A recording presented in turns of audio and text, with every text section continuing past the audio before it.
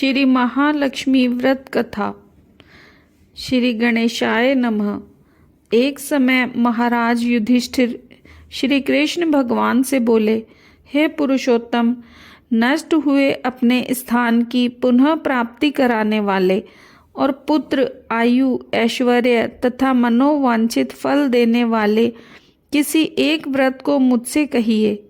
श्री कृष्ण ने युधिष्ठिर से कहा, सतयुग के प्रारंभ में जिस समय दैत्यराज वत्रासुर ने देवताओं के स्वर्ग लोक में प्रवेश किया था, उस समय इंद्र ने यही प्रश्न नारद से किया था।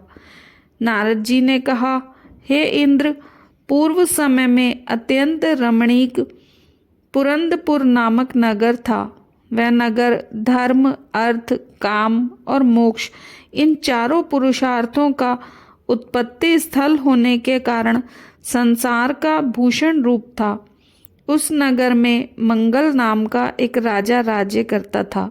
उसकी 2 रानियां थीं। एक का नाम चिल देवी और दूसरी का नाम चोल देवी था। एक समय राजा मंगल रानी चोल देवी के साथ महल के शिखर पर बैठा था। वहां से उसकी दृष्टि समुद्र के जल से घिरे हुए एक स्थान पर पड़ी। उसे देखकर अति प्रसन्नचित्त राजा ने हंसकर चोल देवी से कहा, हे चंचलाक्षी, मैं तुम्हारे लिए नंदन वन को भी लजाने वाला एक बगीचा बनवा दूंगा। राजा के वाक्य सुन रानी ने कहा, हे कांत, ऐसा ही करिए। तदनुसार राजा ने उस स्थान पर एक बगीचा बनवा दिया। थोड़े ही समय में वह बगीचा अनेक वृक्षों, लताओं, फूलों और पक्षियों से संपन्न हो गया। उस समय उस उद्यान में एक विकराल शरीर वाला मेघ तुल्य शूकर आ गया। उसने वहां आकर अनेक वृक्षों को तोड़ डाला तथा उस उद्यान को नष्ट भ्रष्ट कर दिया।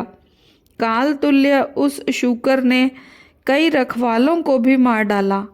तब उस उद्यान के रक्षक भयभीत होकर राजा के पास गए और सब हाल कह सुनाया।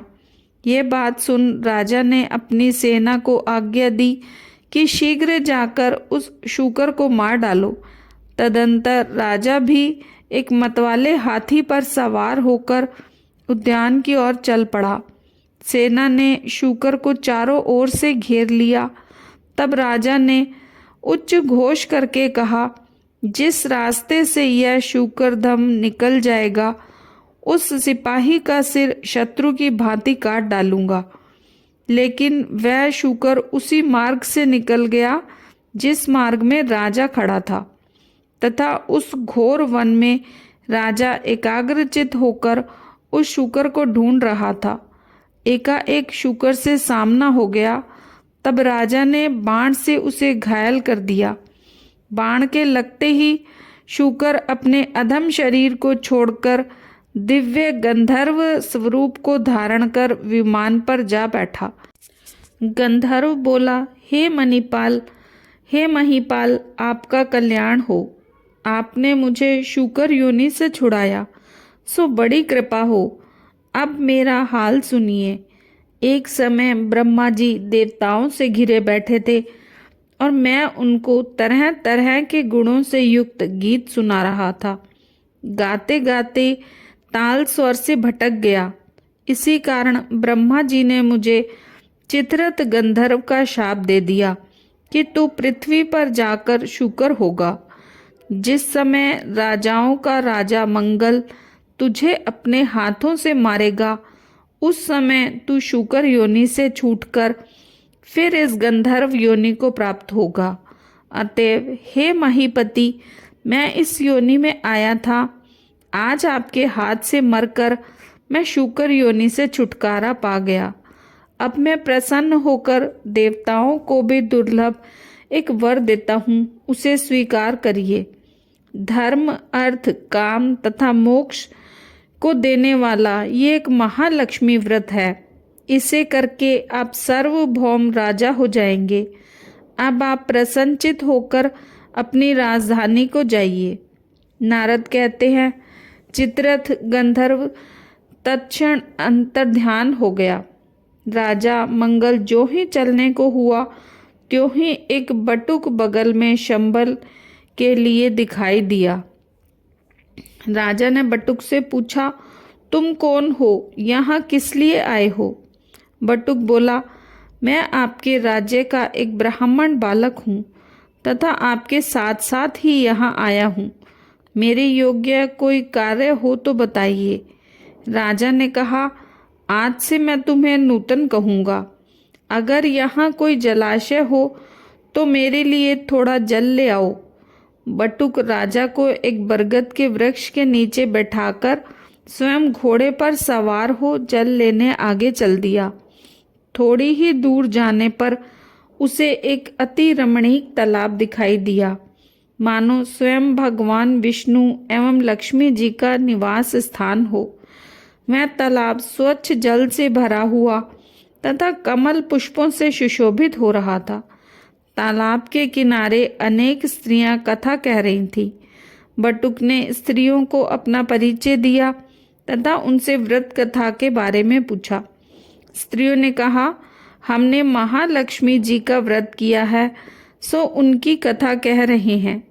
स्त्रियों ने बटुक को भी व्रत की विधि तथा फल बताया। स्त्रियों ने कहा कि तुम इस उत्तम व्रत को करो तथा अपने राजा से भी कराओ।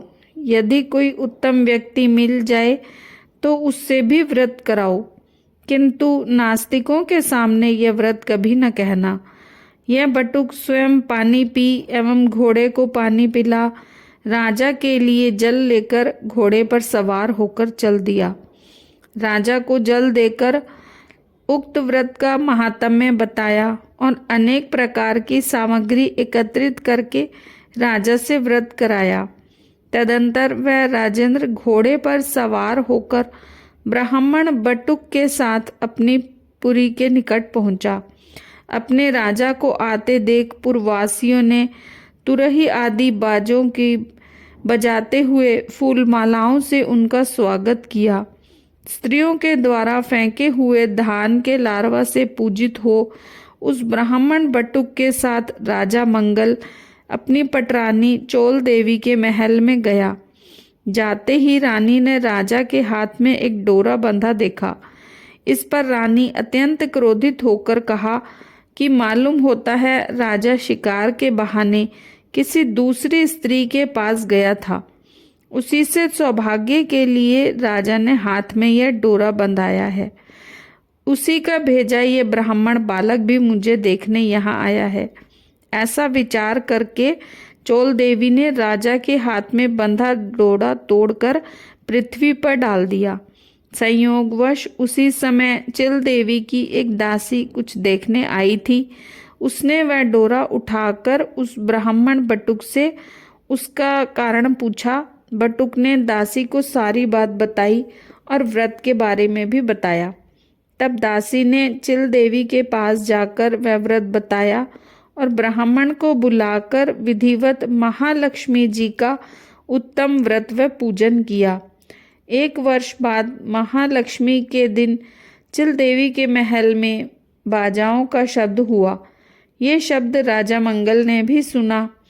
तब राजा को महालक्ष्मी के व्रत का ध्यान आया और वह बटुक से कहने लगा, अरे आज महालक्ष्मी की पूजा का दिन है, मेरा वह डोरा कहाँ है? यह पूछने पर बटुक ने चोल देवी के द्वारा तोड़े जाने की बात बताई। यह सुन राजा चोल देवी पर कुपित हुआ और कहने लगा, आज मैं चिल देवी के साथ ही पूजन करूँगा। तब राजा बटुक के साथ चिल देवी के महल गया। तभी लक्ष्मी जी एक वृद्धा का रूप धारण कर चोल देवी के महल में उसकी परीक्षा लेने गईं। चोल देवी ने वृद्धा को भला बुरा कहा और वहां से चले जाने को कहा।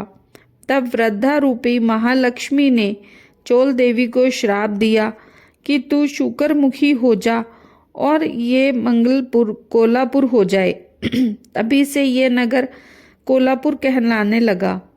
लक्ष्मी जी वहाँ से चलकर चिल देवी के महल में आईं तो अनेक प्रकार से उनकी सम्मान पूर्वक पूजा हुई।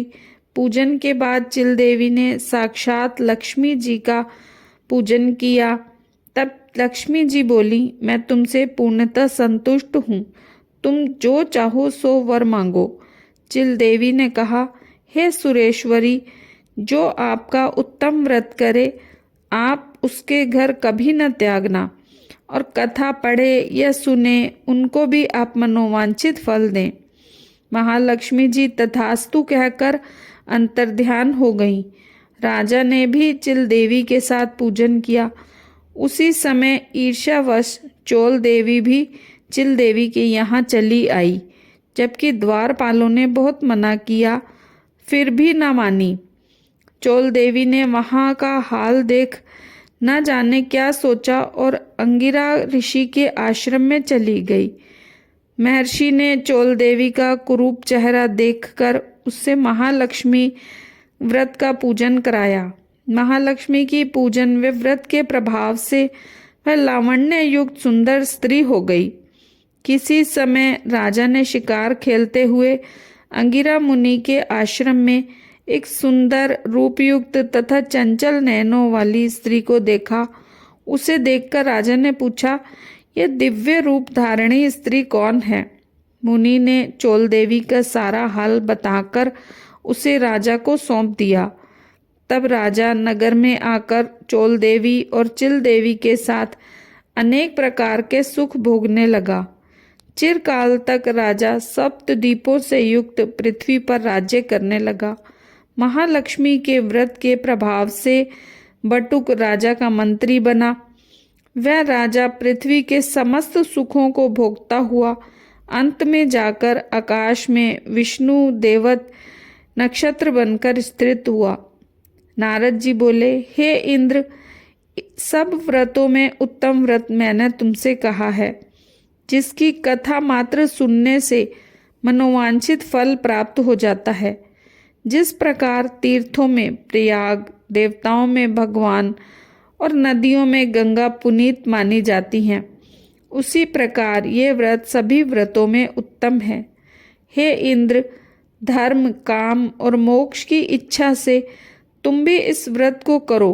इसके करने से महालक्ष्मी धन, धान्य, कीर्ति, आयु, यश, पुत्र, पौत्र आदि सब कुछ देती हैं। श्री कृष्ण युधिष्ठिर से बोले, हे युधिष्ठिर, नारद जी द्वारा कहा गया यह व्रत देवराज इंद्र ने किया। आप भी इस व्रत को करें तो अवश्य ही मनोवांछित फल की प्राप्ति होगी।